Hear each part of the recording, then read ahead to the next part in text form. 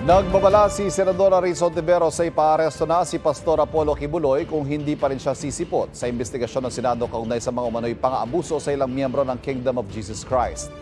Higit naman ni Kibuloy nagtatago siya dahil may banta raw sa kanyang buhay. Inakusahan pa niyang may sabwatan umanong gobyerno ng Pilipinas at Amerika laban sa kanya. May unang balita si Salima Refran. Sapagkat ang buhay ko ngayon ay nanganganib.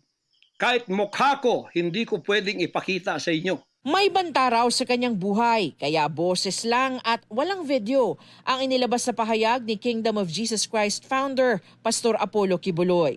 May patong na raw kasi sa kanyang ulo, bunsod ng arrest warrant sa Amerika para sa 43 kaso ng sex trafficking, fraud, coercion, conspiracy at bulk cash smuggling.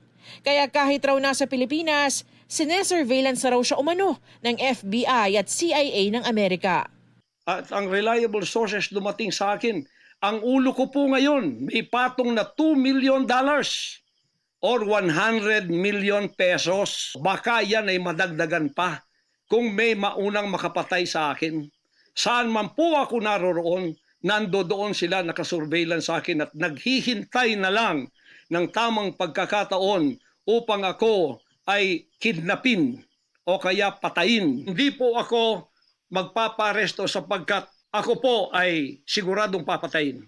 Kasi rendition na ang kanila, hindi na po extradition. Mainit rin ang birada ni Kibuloy sa Administrasyong Marcos at kay House Speaker Martin Romualdez. Anya, may sabwatan na raw ang gobyerno ng Pilipinas at Amerika laban sa kanya. President Bongbong Marcos, Lisa Marcos, makinig kayo.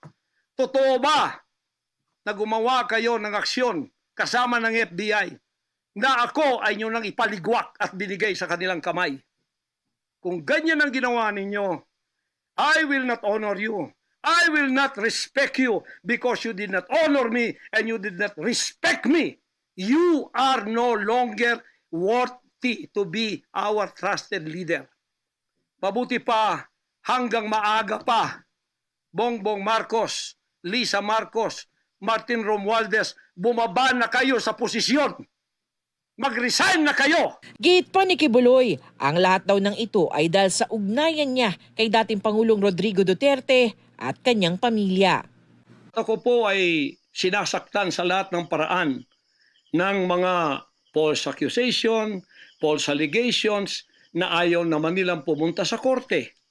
At pagkatapos, ayaw din nilang ipaharap itong mga false accusers na pinaggagawa nila to destroy my reputation para idamay sila Duterte family doon sa kapupuntahan ng mga investigasyong walang kakwenta-kwenta. Sinusubukan pa namin kunin ang panig ni na Pangulong Marcos at ng First Lady.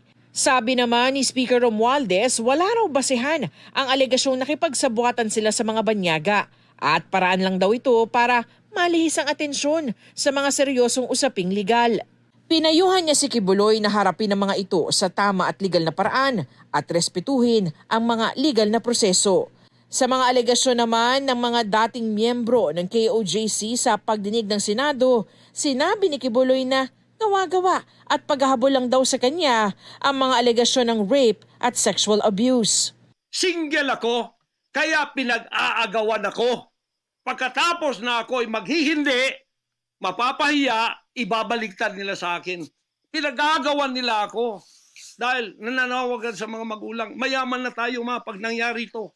Napahiya, ngayon binayaran at ngayon binabaliktad ang lahat ng istorya. Sabi naman ni Senator Risa Ontiveros na chairman ng Senate Committee on Women and Children na nag-iimbestiga kay Kibuloy, harapin na lamang nito sa Senado ang mga alegasyon laban sa kanya. Huwag pong pa-victim.